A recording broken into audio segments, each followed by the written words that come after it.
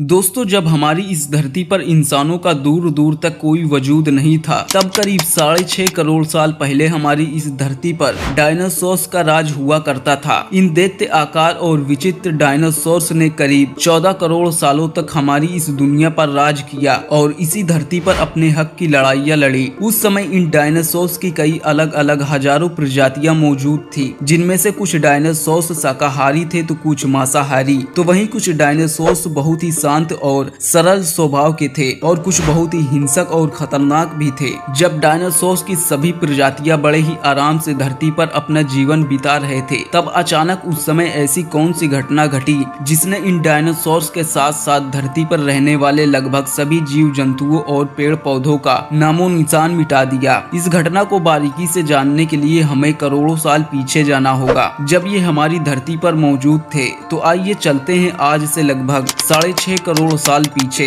दोस्तों, आज से लगभग 6.5 करोड़ साल पहले हमारी इस धरती का मौसम बिल्कुल सामान्य था। चारों ओर बड़े बड़े पेड़ और सूरज की रोशनी बिखरी हुई थी और उस शांत वातावरण में हर तरफ डायनासोर्स के चिंघाड़ने और चिल्लाने की आवाजें आ रही थी। इस शांत और मनमोहक वातावरण में डायनासोर्स और दूसरे जीव जंतु अपना जीवन बड़े ही आराम से बिता रहे थे। लेकिन इन डायनासोर्स को क्या पता था कि इनकी किस्मत 10 करोड़ साल पहले ही लिखी जा चुकी थी। 10 करोड़ साल पहले एक छोटा एस्टेरॉइड का टुकड़ा सुदूर अंतरिक्ष से आ रहा था, जो पृथ्वी से लगभग 20 करोड़ मील दूर मंगल और बृहस्पति के बीच बने शुद्ध ग्रह में घूम रहा था। इजिप्ट नाम के 40 किलोमीटर व्यास वाले एक बड़े एस्टेरॉइड से जा टकराता है। इस टकराव के कारण उस बड़े एस्टेरॉइड की दिशा बदल जाती है और 40 किलोमीटर के व्यास वाला वो एस्टेरॉइड शुद्ध ग्रह से निकलकर सीधे पृथ्वी की ओर 22 मील प्रति घंटे की रफ्तार से बढ़ने लगता है। जब ये एस्टेरॉइड पृथ्वी से 3,84,000 किलोमीटर की दूरी पर था, तब शायद डायनासोर्स का अंत हमारी पृथ्वी से न होता, यदि वो एस्टेरॉइड पृथ्वी से न टकराकर पृथ्वी के उपग्रह चांद से टकराता।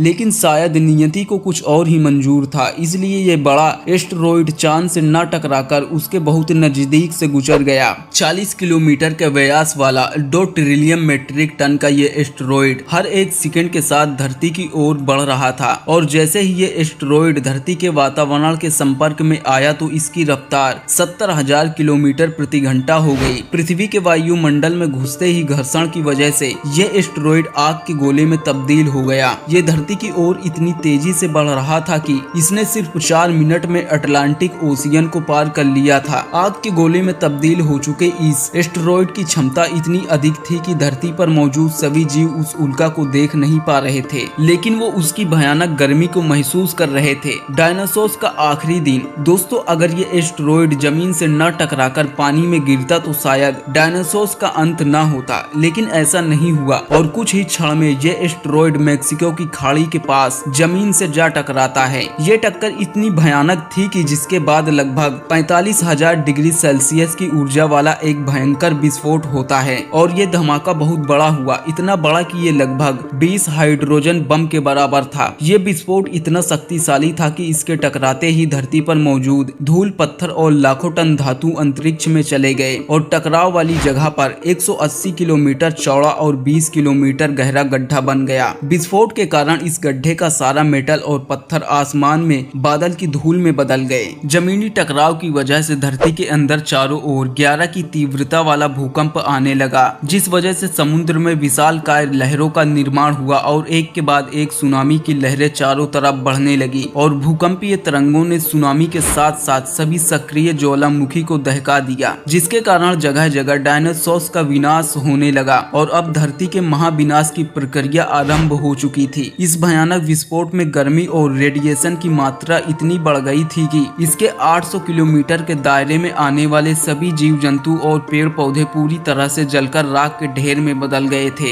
इस महाविनाश को देखते हुए उड़ने वाले सभी डायनासोर्स इन जमीनी खतरों से तो बच निकले, लेकिन इस विस्फोट की वजह से जो लाखों टन पत्थर और धूल अंतरिक्ष में गया था, वो अब ग्रेविटेशनल फोर्स की वजह से 30 मिनट के बाद आग के गोले के रूप में पूरी धरती पर बरसने लगा, जिस वजह से उड़ने वाले सभी डायनासोर्स जलकर राख हो गए और दूसरी तरफ धूल का एक बहुत बड़ा तूफान हजारों किलोमीटर की रफ्तार से आ रहा था। ये धूल के बादल कई किलोमीटर मोटे थे, जिसके कारण धरती पर सूरज की रोशनी भी नहीं पहुंच पा रही थी। विस्फोट के लगभग 90 मिनट बाद पूरी धरती का तापमान 200 डिग्री सेल्सियस से भी ज्यादा हो गया था। इस वजह से पेड़ पौधों की लगभग सारी आबादी जलकर खाक हो गई थी और जो डायनासोर विस्फोट के इलाके से बहुत दूर थे वो भी इस भयानक गर्मी से बच नहीं पाए। इस महाप्रलय से धरती की करीब 90% प्रजातियां खत्म हो गई थी और जो 10% प्रजाति धरती पर बच गए थे उनमें से सिर्फ वही जीव जिंदा रह सके जो आकार में बहुत छोटे थे और जमीन के अंदर बिल बनाकर रहा करते थे। डायनासोर्स का अंत और इंसानों का जन्म। इस महाप्रलय में लगभग सभी पेड़ पौधे जलकर राख हो गए थे, जिसके कारण यहाँ जो बड़े और विशालकाय जीव जीवित बच गए थे उन्हें भरपूर मात्रा में खाना पीना न मिलने की वजह से भूखमरी के कारण वो बड़े जानवर ज्यादा दिन तक जीवित नहीं रह सके। लेकिन ये महाविनाश और डायनासोर्स का अंत किसी अन्य जीव की एक छोटी प्रजाति के लिए सुनहरा अवसर था और वो थे मैमल्स। मैमल्स बहुत ही छोटे स्तनधारी जानवर थे जो इस महाप्रलय में बच गए थे और यहीं से इंसानों का जन्म हुआ।